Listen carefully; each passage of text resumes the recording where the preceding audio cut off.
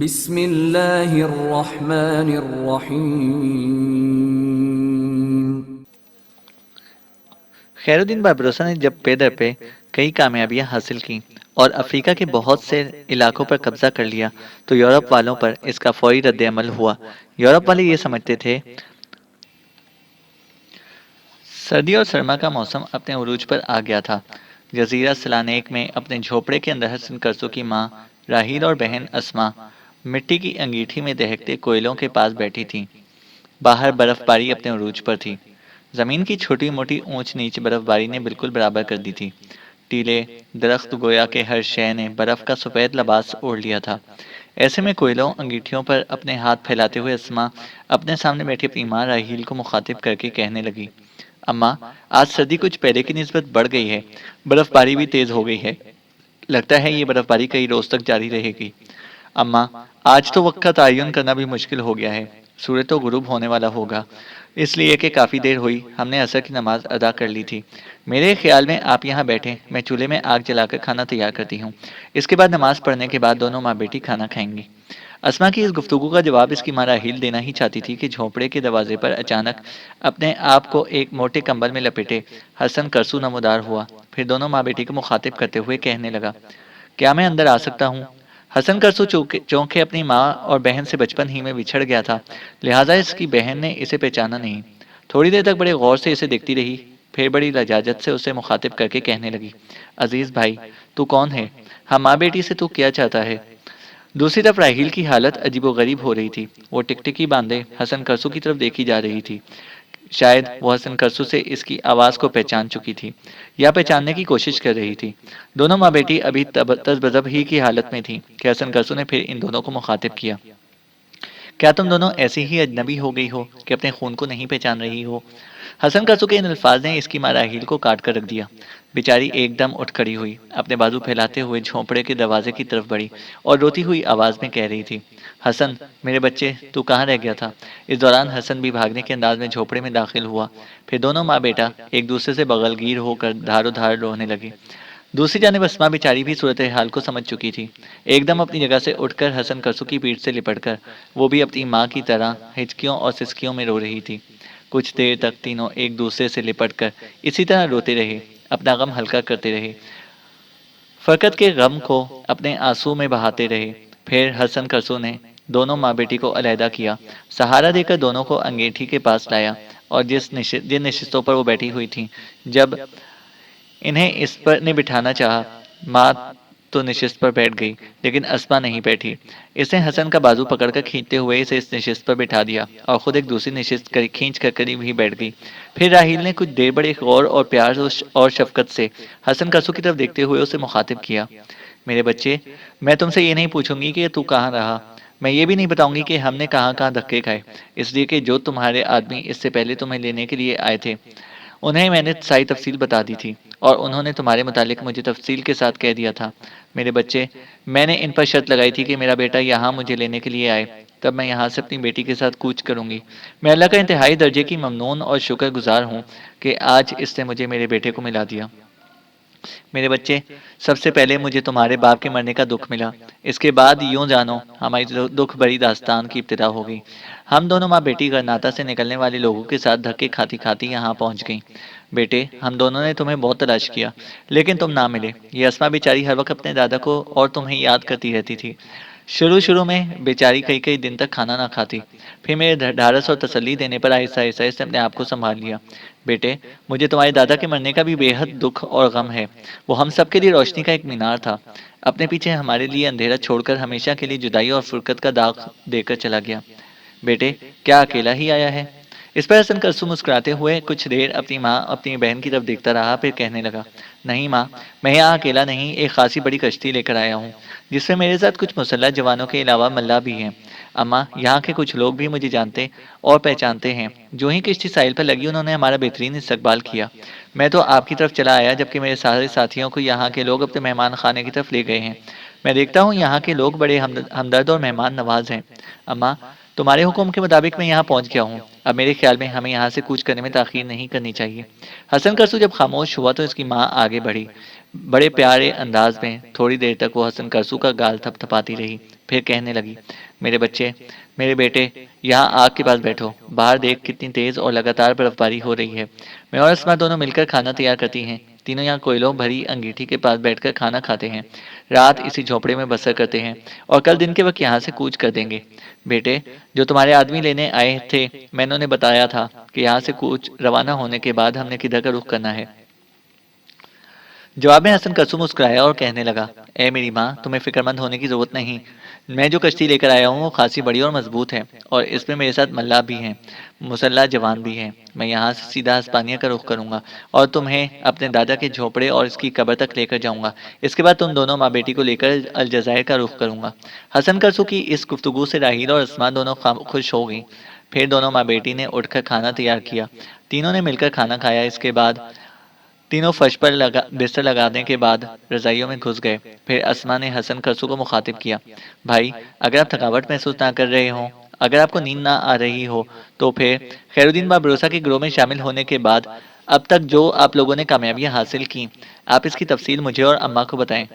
اس پر ڈانٹ دینے کے انداز میں راہیل نے اسما کو مخاطب کیا، اسما، میری بیٹی، بھائی اس وقت تھکا ہارا ہوگا، گھر میں اسے سونے دو، آرام کرنے دو۔ جواب میں حسن کرسو مسکرایا، پھر کہنے لگا، نہیں ماں، ایسے ڈانٹ دینے والے انداز میں اسما سے گفتگو نہ کرو، جو تفصیل یہ چاہ رہی ہے میں اسے ضرور بتاؤں گا۔ اس کے بعد حسن کرسو اپنی ماں اور بہن کو خیر الدین با بھروسہ کے گروہ میں شامل ہونے اور اس کے بعد جو کامیابیاں انہوں نے حاصل کی تھیں اس کی تفصیل بتا رہا تھا۔ تینوں ماں بیٹوں نے بڑے خوشگوار ماحول میں وہ رات جھونپڑے میں بسر کی۔ اگلے روز حسن کرسو اپنی ماں اور بہن کو لے کر جزیرہ سلانیک سے کوچ کر گیا۔ ایک روز عشاء کے قریب حسن کرسو کی کشتی البشارات کے سامنے ساحل پر لگی۔ اپنی ماں اور بہن کو لے کر وہ کشتی سے اترا، ساحل کے جھونپڑوں سے ہوتا ہوا آگے بڑھا تھا۔ حسن کرسو نے پہلے اپنی ماں اور بہن کو اپنے دادا کا جھونپڑا دکھایا۔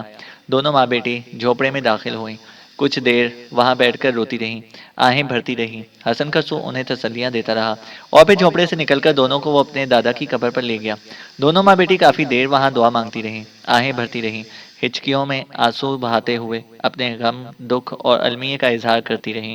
ابھی وہ تینوں ماہی گیروں کی بستیوں اور مچھیروں کی بستی سے باہر قبر کے قریب بیٹھے ہوئے تھے کہ ایک شور اور ایک واویلا سا اٹھ کھڑا ہوا۔ کچھ مسلح جوان اچانک حملہ آور ہوئے۔ کسی کو کچھ خبر نہ تھی کہ رات کی تاریکی میں کون حملہ آور ہوا ہے۔ مچھیروں نے اس موقع پر دفاع کیا، کچھ مچھیرے ہلاک بھی ہو گئے۔ حملہ آور جو پوری طرح مسلح تھے اپنے آمنے سامنے والے ہر شخص کو کاٹ رہے تھے، جو مزاحمت نہیں کر رہا تھا اس کو ایک طرف ہٹا رہے تھے۔ اسی حملے میں حسن کرسو کی ماں اور بہن دونوں ہلاک ہو گئیں۔ حسن کرسو کو حملہ آوروں نے گرفتار کر لیا، اور اس کے ساتھ کئی ماہی گیر اور مچھیرے بھی گرفتار کر لیے گئے جنہوں نے مزاحمت کی تھی، اور سب کو گرفتار کر کے وہ مسلح جوان ایک طرف لے گئے۔ مچھیروں اور ماہی گیروں نے رات عجیب سے کرب میں بسر کی۔ اگلے روز صبح ہی صبح حسن کرسو کی ماں اور بہن دونوں کو حسن کرسو کے دادا کے پہلو میں دفن کر دیا گیا۔ کعب بن عامر، اس کی بیوی میسونہ اور بیٹا کا مغیرہ بن کعب اور معاذ چاروں صبح کا کھانا کھا کر فارغ ہوئے ہی تھے، اور معاذ کھانے کے سارے برتن مطبخ میں رکھنے کے بعد اپنے باپ کے پہلو میں آ کر بیٹھ گئی تھی کہ حویلی کے دروازے پر دستک ہوئی۔ اس پر مغیرہ بن کعب اٹھ کر کھڑا ہو گیا۔ تھوڑی دیر بعد وہ لوٹا، اس کے ساتھ منظر بن زبیر تھا۔ وہ اداس اور افسردہ، ملول اور غمزدہ تھا۔ مغیرہ بن کعب کے ساتھ وہ دیوان خانے میں داخل ہوا۔ اس کی حالت دیکھتے ہی معاذ چونکی تھی۔ باقی لوگ بھی غمزدہ سے انداز میں اس کی طرف دیکھ رہے تھے۔ آگے بڑھ کر جب وہ کعب بن عامر کے پاس بیٹھ گیا تب کعب بن عامر نے اسے مخاطب کیا، ابن زبیر، اس سے پہلے کبھی میں نے تمہاری ایسی حالت نہیں دیکھی تھی۔ لگتا ہے تم کسی بہت بڑے المیے سے گزرے ہو، یا ہمارے لیے کوئی انتہائی بری خبر لے کر آئے ہو۔ اپنی جھکی ہوئی گردن اٹھا کر منظر بن زبیر نے کعب بن عامر کی طرف دیکھا۔ اس وقت اس کی آنکھوں میں آنسوؤں کی نمی تھی۔ اس کی یہ حالت دیکھتے ہوئے معاذ لرز کانپ گئی، پھر کپکپاتی ہوئی آواز میں کہنے لگی، خیریت تو ہے؟ کمرے میں منظر بن زبیر کی لرزتی ہوئی اور کانپتی ہوئی آواز سنائی دی، بیٹے، خیریت نہیں ہے۔ یوں جانو آج میں تم لوگوں کے پاس اپنی زندگی کی سب سے بڑی اور بدترین خبر لے کر آیا ہوں۔ میرے بچوں، لگتا ہے آج کا دن میرے لیے قیامت اور میری زندگی کے خاتمے کا دن ہے، اس لیے کہ حسن کرسو کو ڈان جان کے آدمیوں نے گرفتار کر لیا ہے۔ ان الفاظ پر معاذ بیچاری چیخ مارتی ہوئی جس لگانے کے انداز میں اپنی جگہ پر اٹھ کھڑی ہوئی۔ اس نے پوچھ لیا، یہ آپ کیا کہہ رہے ہیں؟ حسن کرسو کو کہاں کیسے پکڑا گیا؟ اس موقع پر میسونہ نے معاذ کا بازو پکڑ کر اپنے قریب بٹھا لیا۔ منظر بن زبیر پھر کہہ رہا تھا، یہ ایک بہت بڑا المیہ ہے۔ حسن کرسو کو اس کی ماں اور بہن مل گئی تھیں اور ان کی خواہش کے مطابق وہ اپنی ماں اور بہن کو اپنے دادا کی قبر پر لایا تھا کہ شاید کچھ لوگوں نے مخبری کر دی، جس پر ڈان جان کے مسلح جوان حملہ آور ہوئے۔ اس حملے میں حسن کرسو کی ماں اور بہن دونوں ہلاک کر دی گئیں اور حسن کرسو کو گرفتار کر لیا گیا۔ اس کے بعد منظر بن زبیر حسن کرسو کے ساحل پر آنے، جھوپڑے میں داخل ہونے، قبرستان کی طرف جانے، اس کے گرد مچھیروں اور ماہی گیلوں کے ہونے اور حملہ آوروں کے آنے کی ساری روداد تفصیل کے ساتھ کہہ گیا۔ یہ خبر سن کر معاذ بیچاری کچھ دیر تک ہونٹ کاٹتی رہی، بڑی تیزی سے آنکھیں جھپکاتی رہی۔ اس دوران اس کی آنکھوں سے آنسو بہہ نکلے تھے، پھر وہ ہچکیوں اور سسکیوں میں رونے لگی تھی۔ اس کی ماں میسونہ نے اسے اپنے ساتھ لپٹا لیا تھا۔ اس موقع پر کعب بن عامر نے پھر غمزدہ سے لہجے میں منظر بن زبیر کو مخاطب کیا، ابن زبیر، اب کیا ہوگا؟ حسن کرسو تو میرے خاندان کی ایک اکائی ہے، اس کا اس طرح گرفتار ہو جانا یوں جانو ہمارے خاندان پر ایک طرح سے عذاب کا نزول ہے۔ ڈان جان کے آدمی اسے گرفتار کر کے کہاں اور کس طرف لے کر گئے ہیں؟ غمزدہ لہجے میں منظر بن زبیر کہنے لگا، سردار، ابھی تک تو یہ پتہ نہیں چلا کہ حسن کرسو کو کہاں رکھا گیا ہے، اس لیے کہ حسن کرسو کے ساتھ بہت سے ملا اور ماہی گیروں کو بھی ڈان جان کے آدمی پکڑ کر لے گئے ہیں۔ مجھے اس کی ماں اور بہن کی موت اور اس کے گرفتار ہونے کی خبر کچھ ملاحوں نے بتائی ہے۔ بہرحال بطروش اپنے کچھ ساتھیوں کے ساتھ پتہ کرنے گیا ہے کہ حسن کرسو کو گرفتار کر کے کہاں رکھا گیا ہے۔ میسونہ نے معاذ کو اپنے ساتھ لپٹا کر اسے ڈھارس اور تسلی دینا چاہی، جو بیچاری ہچکیوں اور سسکیوں میں رو رہی تھی۔ آخر میسونہ نے اسے مزید اپنے قریب کیا، کئی بار اس کا چہرہ، اس کے گال چومے، پھر اپنا منہ اس کے کان کے قریب لے جاتے ہوئے وہ کہنے لگی، میری بیٹی، تمہاری حیثیت میرے ہاں بیٹی کی نہیں، بیٹے کی سی ہے۔ پہلے یہ سوچو کہ جب تم اس طرح ہمت ہار دو گی تو تمہاری ماں کا کیا بنے گا؟ میں جانتی ہوں اس طرح حسن کرسو کا گرفتار ہو جانا تمہاری زندگی کا سب سے بڑا المیہ ہے، اس لیے کہ اب وہ تمہارا شوہر بھی ہے۔ میں یہ بھی جانتی ہوں کہ اس کی ماں اور بہن کا مارا جانا بھی تمہارے لیے ایک ناقابل برداشت دکھ اور غم ہے۔ پر میری بیٹی، اس طرح کے المیہ غم اور دکھ زندگی میں برداشت کرنے پڑتے ہیں، ورنہ زندگی گزاری نہیں جا سکتی۔ میری بچی، رونے کے بجائے دعا مانگو، اللہ تعالیٰ سے التجا کرو کہ وہ حسن کرسو کو خیریت سے رکھے اور اس کی رہائی کا سامان کرے۔ اس طرح کی باتیں کرتے ہوئے میسونہ نے معاذ کو سنبھال لیا تھا۔ معاذ بیچاری نے سر پر بندھے ہوئے رومال سے اپنی آنکھیں خشک کر لی تھیں۔ اس موقع پر روتی ہوئی آواز میں معاذ نے منظر بن زبیر کو مخاطب کیا، اب کیا میں بسیط کو اپنے ساتھ لے جا کر حسن کرسو کی ماں اور بہن کی قبر پر جا سکتی ہوں؟ چونکنے کے انداز میں منظر بن زبیر نے معاذ کی طرف دیکھا، پھر کہنے لگا، ایسی غلطی ہرگز نہ کرنا میری بیٹی۔ حسن کرسو کی گرفتاری کی وجہ سے یوں جانو حالات اب بد سے بدترین ہو گئے ہیں۔ میں سمجھتا ہوں جو کوئی بھی اس کی ماں اور بہن کی قبر پر جائے گا گرفتار کر لیا جائے گا، اس لیے کہ ڈان جان نے ان علاقوں کے اندر اپنے آدمی ضرور پھیلا رکھے ہوں گے۔ لہٰذا میری بیٹی، اس موقع پر یہ تو شائبہ تک بھی نہیں ہونا چاہیے کہ حسن کرسو کا یہاں آنا جانا تھا یا اس کے ساتھ ہمارا کوئی رشتہ ہے۔ منظر بن زبیر جب خاموش ہوا تب معاذ پھر بول اٹھی، وہ کاہے پر آئے تھے؟ اگر وہ اپنے کسی جہاز یا کشتی میں آئے تھے تو پھر ان کے ساتھی بھی ہوں گے، وہ کہاں ہیں؟ جواب میں منظر بن زبیر کہنے لگا، جو کچھ میں نے سنا ہے اس کے مطابق وہ ایک کافی بڑی کشتی میں جزیرہ سلانیک سے اس طرف آیا تھا، اس لیے کہ اس کی ماں اور بہن یہاں سے نکل کر جزیرہ سلانیک میں جا کر آباد ہو گئی تھیں۔ خیر الدین بابروسا کے کچھ آدمیوں نے انہیں تلاش کر لیا اور پھر حسن کرسو انہیں ایک بڑی کشتی میں یہاں لے کر آیا۔ کشتی میں حسن کرسو کے ساتھ کچھ مسلح جوان اور کچھ ملاح بھی تھے، وہ گرفتار نہیں ہوئے، وہ ادھر ادھر ہو کر چھپ گئے ہیں۔ تاہم جس کشتی میں حسن کرسو آیا تھا وہ مچھیروں کی کشتیوں کے درمیان کھڑی ہے اور مچھیرے اس پر گہری نگاہ رکھے ہوئے ہیں اور اس کی حفاظت کا سامان بھی کر رہے ہیں۔ یہاں تک کہنے کے بعد منظر بن زبیر رکا، پھر دوبارہ معاذ کی طرف دیکھتے ہوئے وہ کہہ رہا تھا، معاذ، میری بیٹی، تم ہمت نہ ہارنا، میں جانتا ہوں تم ایک دلیر اور بہادر لڑکی ہو۔ یہ ایک حقیقت ہے کہ شادی کے بعد کسی لڑکی کا شوہر ہی اس کی زندگی کا محور اور اس کی چاہت و محبت کا مرکز بن جاتا ہے۔ میں اس حقیقت سے بھی واقف ہوں کہ تم حسن کرسو کو کس قدر چاہتی ہو، اس کے باوجود میری بیٹی، اچھے برے سب دنوں کا مقابلہ کرنا پڑتا ہے۔ میرا دل کہتا ہے کہ حسن کرسو ان ظالموں کے چنگل سے بچ نکلنے میں کامیاب ہو جائے گا، کوئی نہ کوئی حربہ وہ ضرور استعمال کرے گا۔ فی الحال ہمیں انتظار کرنا ہوگا کہ وقت کیسی کروٹ لیتا ہے اور آنے والے دنوں میں حالات کس قسم کے نمودار ہوتے ہیں۔ یہاں حالات اب پہلے کی نسبت زیادہ سنگین ہو جائیں گے۔ بیٹی، میں یہی خبر دینے کے لیے آیا تھا، اب میں جاؤں گا، لیکن جانے سے پہلے یہ کہوں گا کہ اب پہلے کی نسبت زیادہ محتاط ہونا پڑے گا۔ حسن کرسو سے متعلق گھر میں کسی غیر کی موجودگی میں بالکل گفتگو نہیں ہونی چاہیے، بلکہ اس کا نام تک نہیں لینا چاہیے۔ اس طرح ڈان جان کے آدمی یہاں بھی چڑھ دوڑیں گے۔ جو حالات ہمارے سامنے آئے ہیں اس کے مطابق کسی نے حسن کرسو کی مخبری کی ہے، اس کے آنے کی اطلاع ڈان جان یا اس کے آدمیوں کو کی ہے۔ یہ سنا گیا ہے کہ ڈان جان تو ان دنوں یہاں نہیں ہے، وہ کتبہ کی طرف گیا ہوا ہے۔ تاہم اس کا نائب اور اس کا دست راست لیونش یہیں پہ موجود ہے، اور میرے خیال میں لیونش سے ہی کسی نے حسن کرسو کی مخبری کی ہوگی، اور لیونش ہی نے اپنے مسلح جوان بھیج کر حسن کرسو کو گرفتار کیا ہوگا۔ اب دیکھیں حسن کرسو سے یہ لوگ کیا پوچھ گچھ کرتے ہیں اور یہ حالات کون سا رخ اختیار کرتے ہیں۔ بہرحال اس وقت ہمیں بالکل خاموش اور چپ اختیار کرنا ہوگی۔ اس کے ساتھ ہی منظر بن زبیر اپنی جگہ پر اٹھ کھڑا ہوا اور ان کی طرف دیکھتے ہوئے کہنے لگا، میں اب جاتا ہوں، اگر حالات میں کوئی تبدیلی آئی تو اس میں سے میں آپ کو آگاہ کرتا رہوں گا۔ اس کے ساتھ ہی منظر بن زبیر حویلی سے نکل گیا۔ باربروسا اور ترگوت اور دوسرے سالار ایک روز الجزائر میں اکٹھے بیٹھے کسی موضوع پر باہم گفتگو کر رہے تھے۔ ابھی تک کسی کو ہسپانیہ میں حسن کرسو کے پکڑے جانے کی اطلاع نہیں ملی تھی کہ اچانک ایک چھوٹا سالار باہر سے خیر الدین باربروسا کے پاس آیا اور اسے مخاطب کر کے کہنے لگا، امیر، سلطان سلیمان کی طرف سے کچھ قاصد آئے ہیں، اگر آپ کہیں تو میں انہیں یہیں پر لے آؤں۔ چونکنے کے انداز میں خیر الدین باربروسا نے اپنے سالار کی طرف دیکھا، پھر کہنے لگا، انہیں یہیں پہ لے آؤ۔ وہ باہر نکل گیا۔ تھوڑی دیر بعد وہ 3 قاصدوں کو اس کمرے میں لے کر آیا۔ خیر الدین باربروسا اور اس کے سارے سالاروں نے اٹھ کر ان کا استقبال کیا، پرجوش انداز میں ان سے مصافحہ کیا، پھر اپنے قریب ہی خیر الدین باربروسا نے انہیں بیٹھنے کے لیے کہا۔ پھر جب وہ بیٹھ گئے تب باربروسا نے انہیں مخاطب کیا، میرے عزیزو، تم قسطنطنیہ سے کوئی اچھی خبر لے کر آئے ہو؟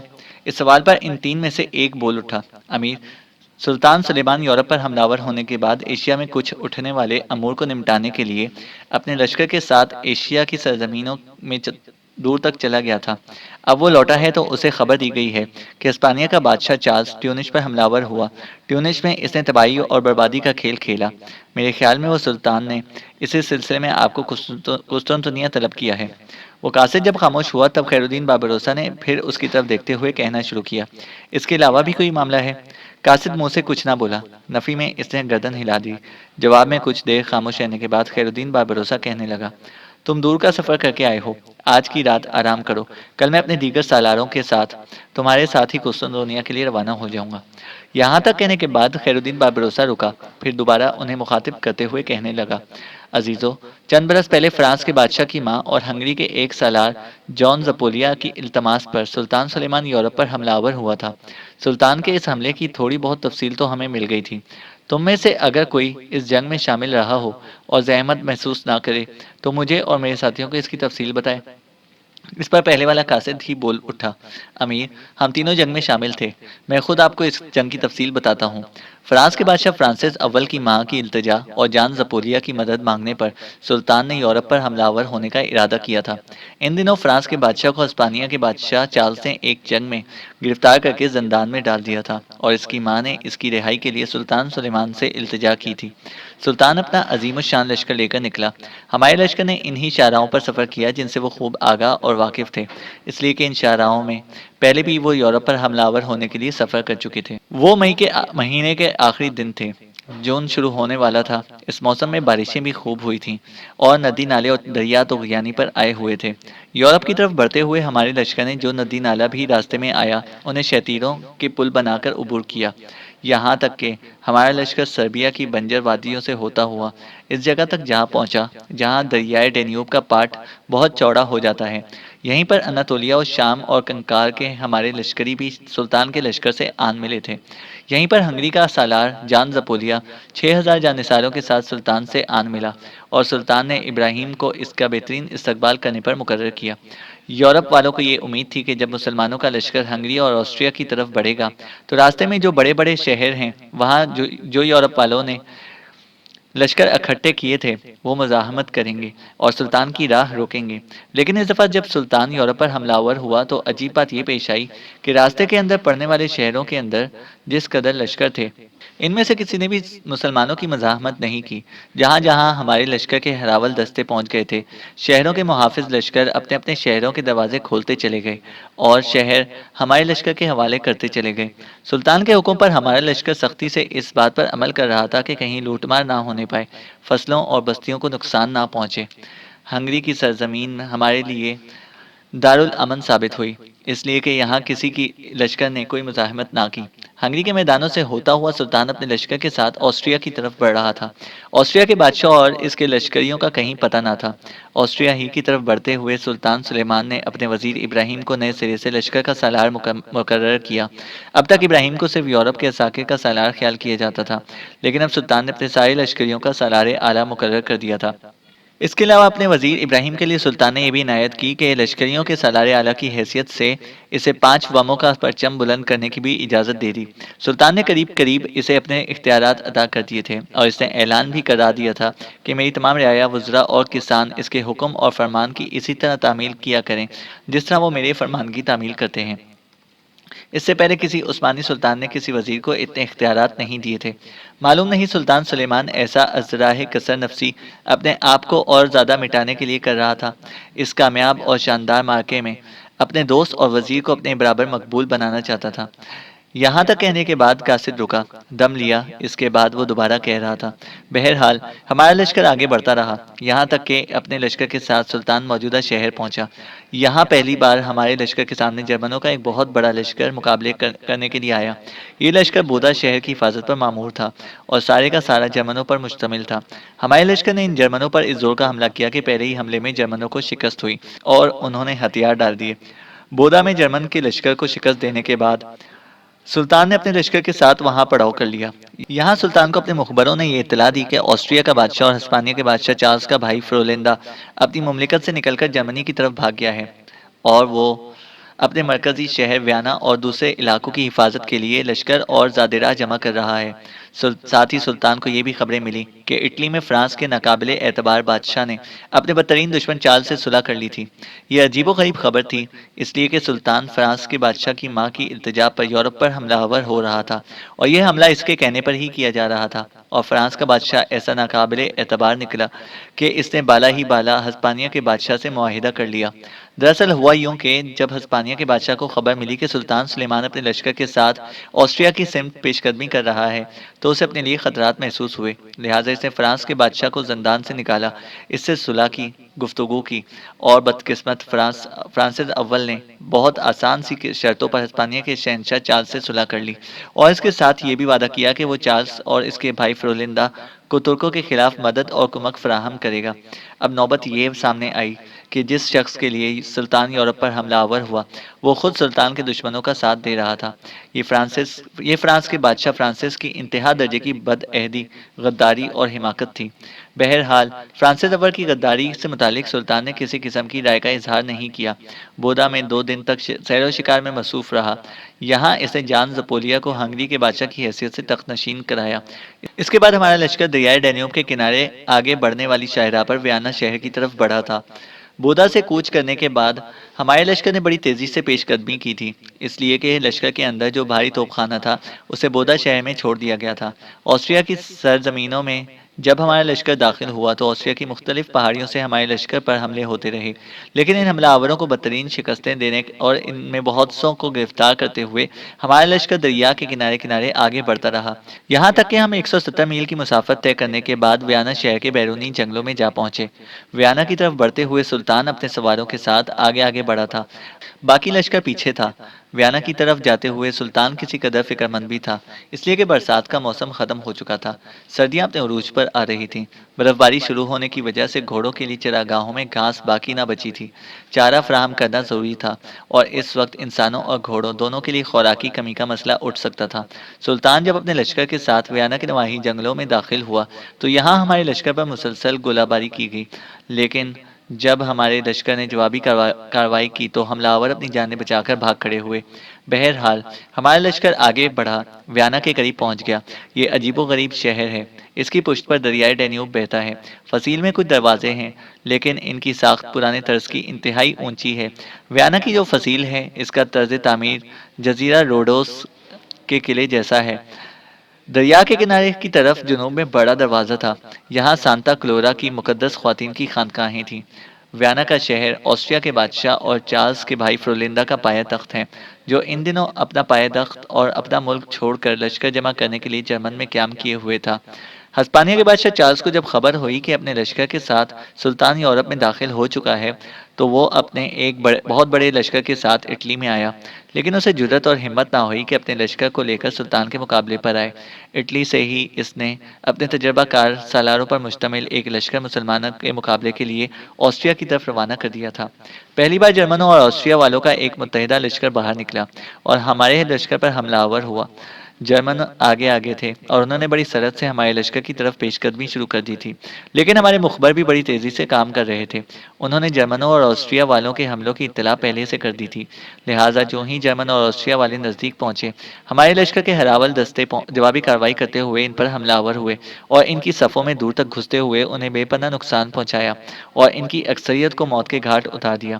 جرمن اور آسٹریا والوں کا ایک اور بہت بڑا لشکر شہر کے نواح میں آخری ضرب لگانے کے لیے تیاری کر رہا تھا۔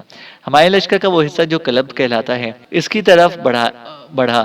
ویانا سے باہر دونوں لشکروں کا ٹکراؤ ہوا، جس میں ہمارے لشکر نے جرمن اور آسٹریا کے اس لشکر کو رون کر رکھ دیا اور ان کی اکثریت کو بھی تحقیق کر دیا۔ ان مارکوں کے بعد جنگل سے نکل کر ہمارا لشکر آگے بڑھا اور شہر کے جنوبی دروازے کے سامنے پڑاؤ کیا۔ یہیں سلطان کا خیمہ بھی نصب کیا گیا تھا۔ شہر کے اندر سے توپیں گرجنے لگی تھیں، باہر سے ہماری بھی ہلکی پھلکی توپیں جوابی کارروائی کر رہی تھیں۔ اس کے بعد ہمارے سنّا حرکت میں آئے اور انہوں نے فصیل کا بیرونی حصہ کھودنا شروع کر دیا تاکہ اس میں بارود بھر کر فصیل کو اڑا دیا جائے۔ شہر کے اندر جو یورپی لشکر تھا، اسے جب یہ خبر ہوئی کہ مسلمان شہر کی فصیل کو اڑانے کے درپے ہیں، تب ان پر خوف و ہراس طاری ہوا اور انہوں نے شہر سے باہر نکل کر ہم پر حملہ آور ہونا شروع کر دیا۔ پہلا لشکر ویانا کے شرقی دروازے سے نکلا، چکر لگاتا ہوا جب ہم پر حملہ آور ہوا تو ان کا مقابلہ کرنے کے لیے ہمارا لشکر پہلے سے تیار تھا۔ جب جوابی کارروائی ہماری طرف سے کی گئی تو ان میں سے اکثر کو موت کے گھاٹ اتار دیا گیا اور کچھ کو گرفتار کر لیا گیا۔ اگلے روز ایک اور لشکر نکلا اور ہمارے لشکر پر حملہ آور ہوا۔ اس کی حالت پہلے لشکر سے بھی بری ہوئی، ان میں سے بہت سے جنگ میں مارے گئے اور ان کے 10 سرکردہ سالاروں کو گرفتار کر لیا گیا۔ تیسری بار ویانا سے 8,000 جرمنوں اور آسٹریا والوں کا ایک لشکر نکلا۔ شہر کی فصیل کے نصف سے زیادہ حصے کا چکر لگا کر ہمارے لشکر پر وہ حملہ آور ہوا، لیکن اس بار ہمارے لشکر نے پہلے کی نسبت بھی زیادہ سختی سے کارروائی کی۔ ان 8,000 دشمن کے لشکریوں کو مکمل طور پر گھیر لیا گیا اور ان سب کو کاٹ کر رکھ دیا گیا۔ اپنے اس لشکر کی تباہی اور بربادی کے بعد پھر شہر کے اندر محصور لشکر کو کبھی ہمت نہ ہوئی کہ وہ شہر سے نکل کر ہمارے لشکر پر حملہ آور ہوتا۔ اب حالات عجیب و غریب رخ اختیار کر رہے تھے کہ برف باری طوفانی انداز میں شروع ہو گئی تھی۔ ویانا کے اطراف میں جہاں تک نگاہ کام کرتی تھی برف ہی برف دکھائی دے رہی تھی۔ اس دوران ہمارے لشکریوں نے لگاتار شہر کی فصیل پر حملہ آور ہوتے ہوئے شہر کی فصیل میں کئی جگہ شگاف ڈال دیے تھے، اور اگر ہمارا لشکر چاہتا تو ان شگافوں کے ذریعے ویانا شہر میں داخل ہو کر شہر کے اندر جو لشکر تھا اس کا خاتمہ کر کے ویانا شہر پر قبضہ کر سکتا تھا، لیکن سلطان سلیمان نے ایسا نہیں کیا۔ اس کی وجوہات یہ تھی کہ سلطان نے اس بار یورپ پر حملہ دو قوتوں کے کہنے پر کیا تھا۔ پہلا، فرانس کے بادشاہ فرانسس اول کی ماں نے التجا کی تھی کہ وہ یورپ پر حملہ آور ہو، آسٹریا پر ضرب لگائے، کیونکہ آسٹریا کا حکمران ہسپانیہ کے بادشاہ چارلس کا بھائی فرولندا ہے۔ جب سلطان آسٹریا میں داخل ہوا تو مجبور ہو کر ہسپانیہ کا بادشاہ چارلس اس کے بیٹے فرانسس اول کو کیسے رہا کر دے گا؟ لیکن فرانسس اول ایسا احمق، ایسا غدار ثابت ہوا کہ جن مسلمانوں نے اس کی رہائی کا سامان کیا تھا، سلطان سلیمان جو اس کی ماں کی التجا پر یورپ پر حملہ آور ہوا تھا، اب وہی فرانسس اول مسلمانوں کے خلاف چارلس کا ساتھ دینے پر آمادہ ہو چکا تھا۔ یورپ پر حملہ آور ہونے کی دوسری وجہ آسٹریا کے بادشاہ فرولندا کو ہنگری پر قبضہ کرنے سے روکنا تھا، اور سلطان ایسا کر چکا تھا، اس لیے کہ ہنگری کے تخت پر سلطان نے جان زپولیا کو بٹھا دیا تھا۔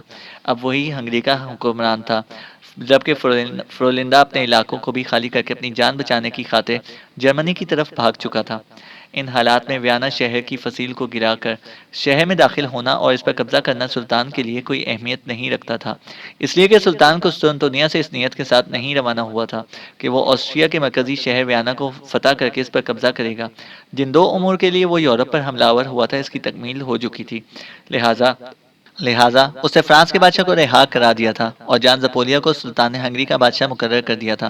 ان دو کاموں کی تکمیل کے بعد سلطان نے مزید اپنے لشکریوں کو دشواری میں نہ ڈالنا چاہا، اور اپنے سالاروں سے مشورہ کرنے کے بعد اس نے ویانا کو اس کے حال پر چھوڑ کر واپسی کا ارادہ کر لیا۔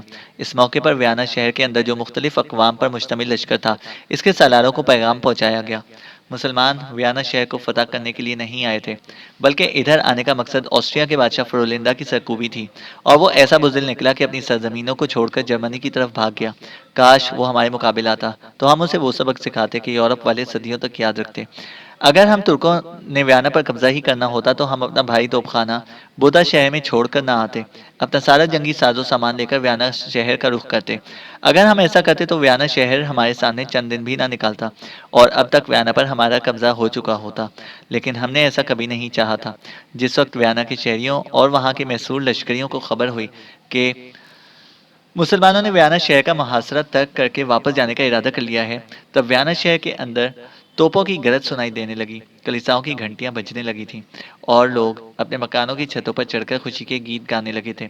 اس موقع پر مسلمانوں نے ایک قیدی سے اس کی وجہ پوچھی کہ ویانا شہر میں یہ شور و غوغا کیسا اٹھ رہا ہے۔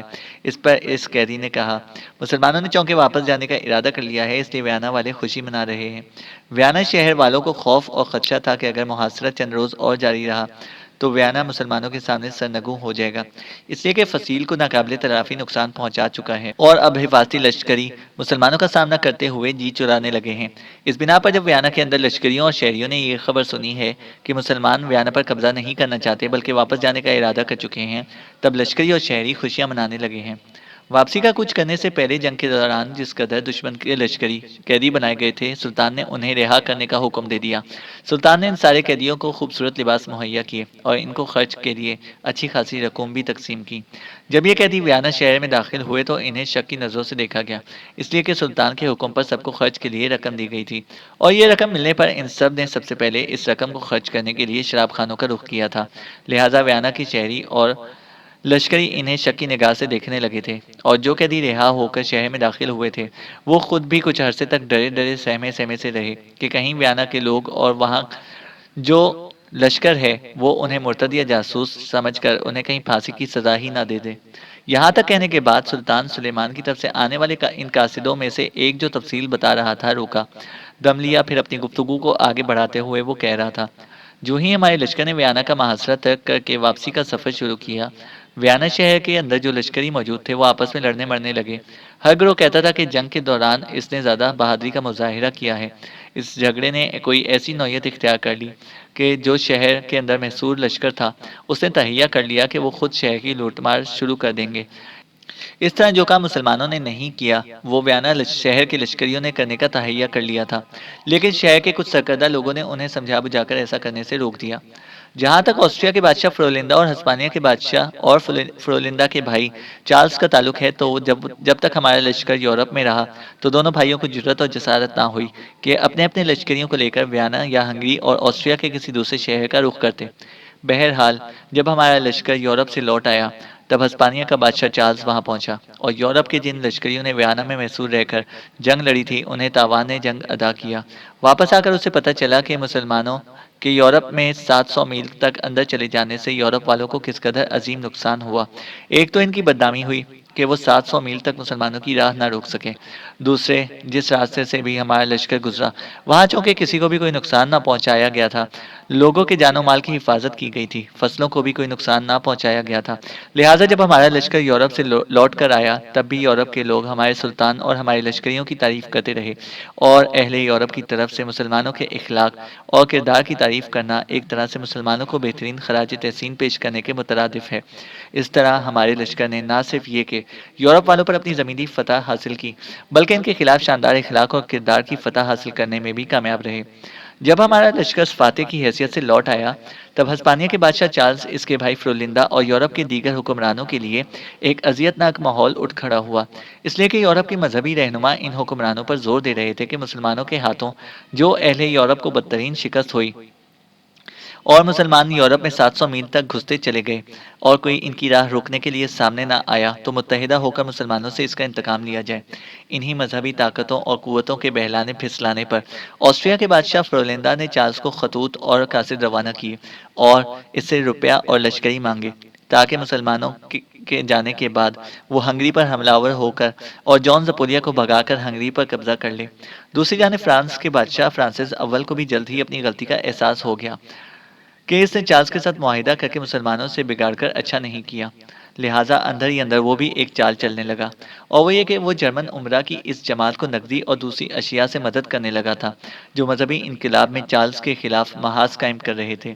اس کے علاوہ اندر ہی اندر خفیہ طور پر فرانس کے بادشاہ نے اپنے قاصد ہنگری کے نئے بادشاہ جان زپولیا کی طرف بھی روانہ کیے اور اس سے بھی دوستی کا خواہاں ہوا۔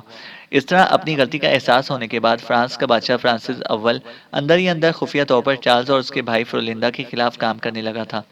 جب جرمن کھل کر چارلز کے خلاف ہونے لگے اور اس کا بھائی فرولندا بھی اس سے لشکر اور نقدی کا مطالبہ کرنے لگا تاکہ ہنگری پر حملہ آور ہو کر جان زپولیا کو وہاں سے نکال باہر کرے، دوسری طرف ہنگری اور آسٹریا کے جو بڑے بڑے سالار تھے انہوں نے چارلز کو تنبیہ کی کہ اگر اس نے اپنے بھائی فرولندا کو لشکر مہیا کیا اور اس لشکر کے ساتھ وہ ہنگری پر حملہ آور ہوا تو ترک ایک بار پھر یورپ میں داخل ہوں گے۔ اس بار اگر ترک یورپ میں داخل ہوئے تو پورے یورپ کو رون کر ہر شہر کی اینٹ سے اینٹ بجا دیں گے اور کسی کو زندہ نہیں چھوڑیں گے۔ یہاں تک کہنے کے بعد قاصد رکا، کچھ سوچا، پھر اپنی بات کو آگے بڑھاتے ہوئے وہ کہہ رہا تھا۔ اس طرح ہر طرف سے تنگ آ کر ہسپانیہ کے بادشاہ چارلز کو صاف صاف یہ دکھائی دینے لگا کہ ان حقیقتوں سے بچنے کا صرف ایک ہی راستہ ہے کہ یورپ کے مذہبی رہنماؤں کی بات ماننے کی بجائے ترکوں سے صلح کی درخواست کی جائے۔ وہ سمجھ گیا تھا کہ یورپ کی مذہبی قوتوں کا کہا مانتے ہوئے اس نے جنگ کی طرح ڈالی تو اسے بدترین شکست کا سامنا کرنا پڑے گا، اور ایک دفعہ اگر کھلے میدانوں میں اسے مسلمانوں کے ہاتھوں شکست ہو گئی تو پھر ہسپانیہ کا بھی اس کے ہاتھوں سے نکل جانا بعیدس قیاس نہ رہے گا۔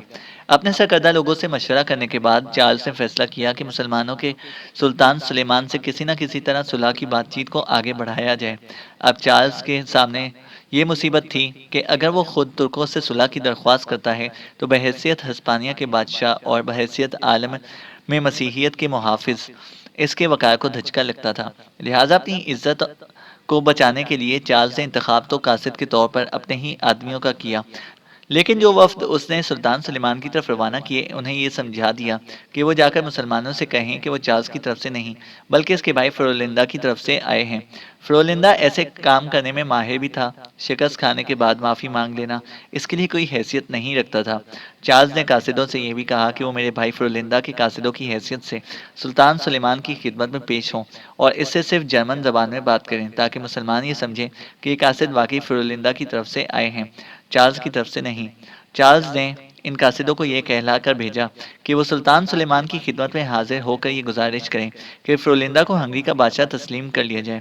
بودا شہر جہاں جان زپولیا کو ہنگری کے بادشاہ کی حیثیت سے مسلمانوں نے تخت نشین کیا ہے، وہ شہر بھی فرولندا کے سپرد کیا جائے۔